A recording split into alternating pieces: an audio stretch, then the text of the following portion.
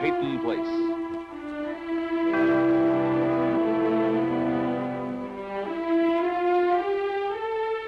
Starring Dorothy Malone as Constance Mackenzie, Ed Nelson as Michael Rossi, Mia Farrow as Allison Mackenzie, Ryan O'Neal as Rodney Harrington, Barbara Parkins as Betty Anderson, Tim O'Connor as Elliot Carson, Christopher Connolly as Norman Harrington.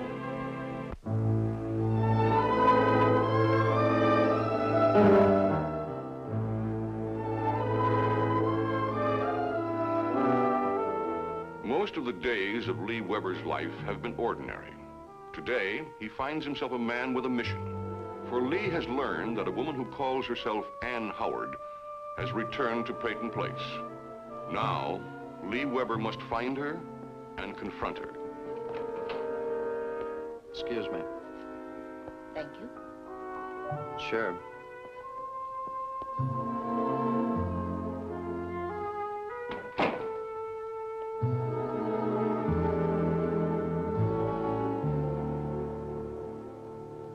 Hi. Come here.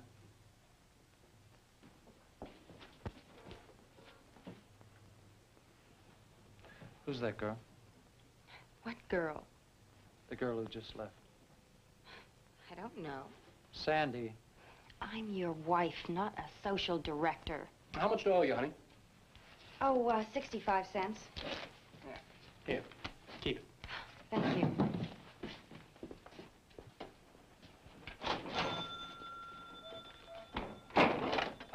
Your hair's messed up. So what?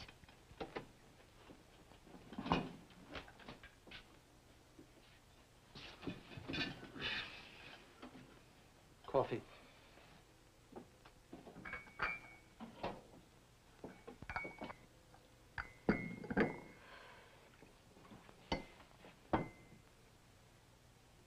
You were gone this morning when I woke up.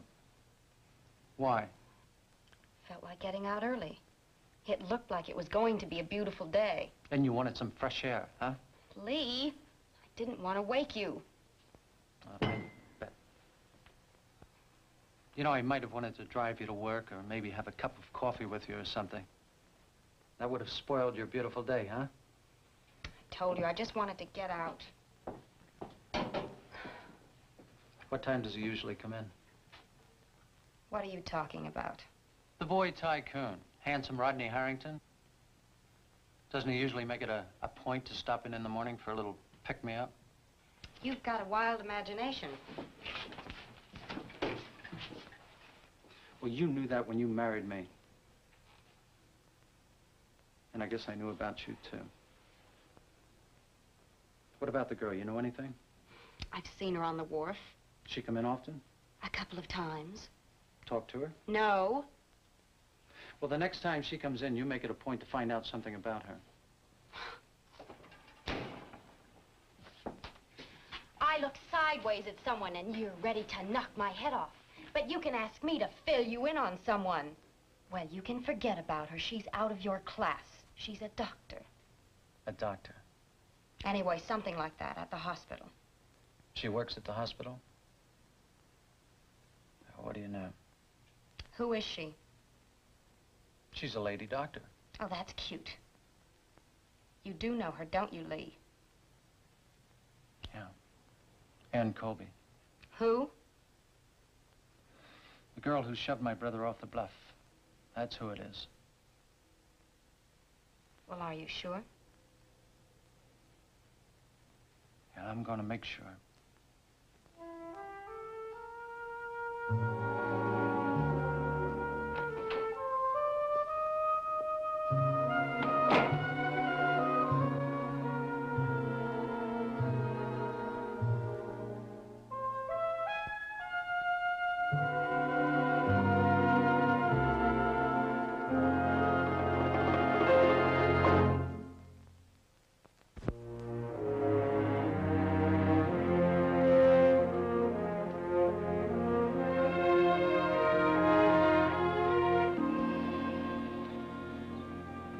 You, I promised you door-to-door delivery. Promises, promises. Nervous?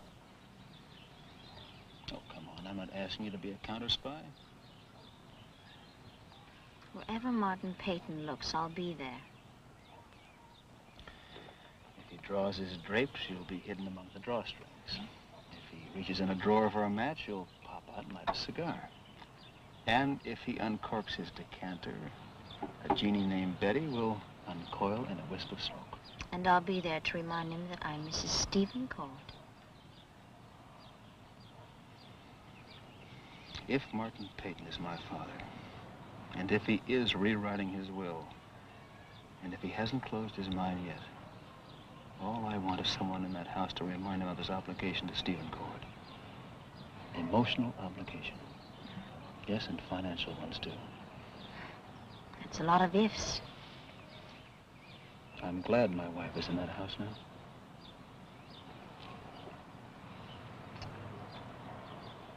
All right, get going before he docks your pay. And stop worrying.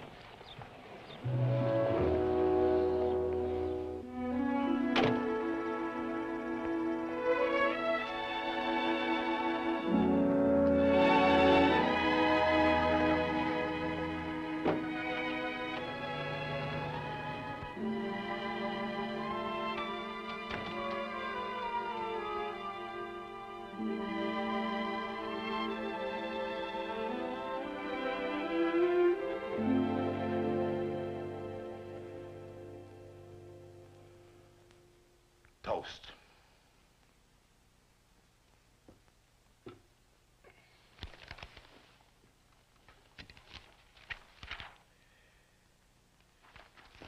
You find that exciting? Would you like to hear the part about automatic transmissions? No, thank you. Well, in return, you can read to me from the financial report. How are industrials doing? Up 1 point, as if you cared. Isn't there anything you want to ask me? Well, you already told me industrials are up a point. You saw Mr. Wainwright here last night, yet you asked no questions. All right, how's his gout? I really wouldn't know. Aren't you interested in why he was dragged all the way down here from Boston? I figured you'd tell me. I'm revising my will. Good. I hope you remember me in it. Why can't you take this seriously? It might affect your whole life to know what I told Wainwright. Grandfather, I don't think it's too good an idea for people to know what their future holds in store for them. It might make them irresponsible or lazy. Besides, it takes all the fun out of guessing. Well, have a nice day, Grandfather. Don't work too hard.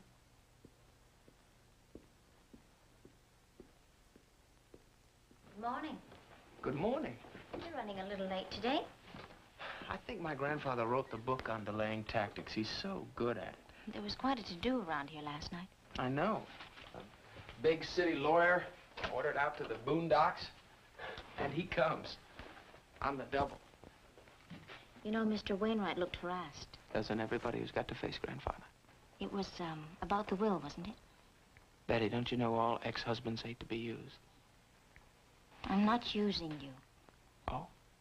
I just asked you a simple question. I didn't mean anything. I was just curious. I'm sorry. You know, when anything gets too quiet around here, Grandfather always whispers, will, estate, money, and watches the walls tremble. No, I can't believe it's a game with him. Well, you better believe it, because it's true. I have a tip for you. If you want to stay around here without getting ulcers, don't take the old man seriously. Oh, but that's not easy. Have you ever heard the expression, divide and conquer? Well, he invented it. It's a game with him, like chess. He moves all the players around the board and watches the faint-hearted fall by the wayside. Then when everybody thinks they know where they stand, he whispers will, estate, money again. You got the picture? Rod, let's just say we've been divided. But not conquered. Yeah. See you later.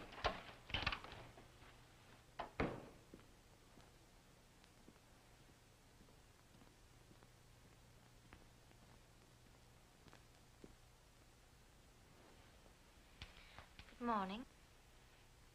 Correspondence time. Ah, good morning, Mrs. Gordon. I'll be with you in a moment.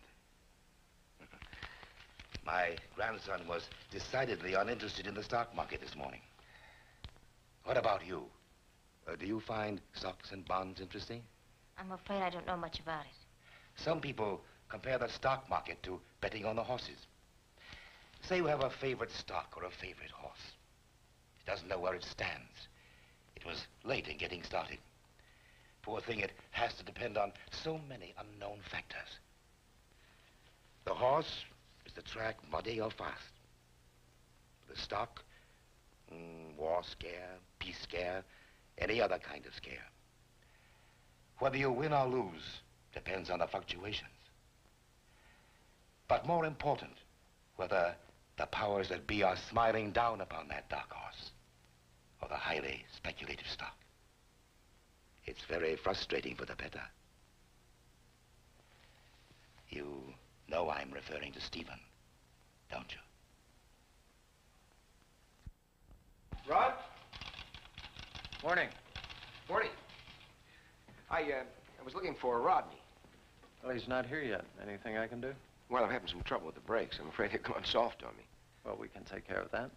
Oh, that's fine. Have you got a loaner around here I can use? Sorry, that's one piece of overhead the boss hasn't invested in yet. Oh, yeah, well, I'm afraid that's going to create a problem. Dr. Rossi, aren't you? Yes? Still work at the doctor's hospital? Yes. Well, listen, I could let you have my car and bring yours over to the hospital when I'm finished with it. I mean, it's not that far. Well, it'll wait till this weekend. Well, it wouldn't be any trouble. I have to go over near the hospital later on anyway to pick up my laundry. Here's the keys. It's parked out in back. Well, if you're sure it's not going to inconvenience you. Just don't let the looks of it scare you. Oh, that's all right. All I need are some wheels. Look, here's my key. Thanks very much. No problem.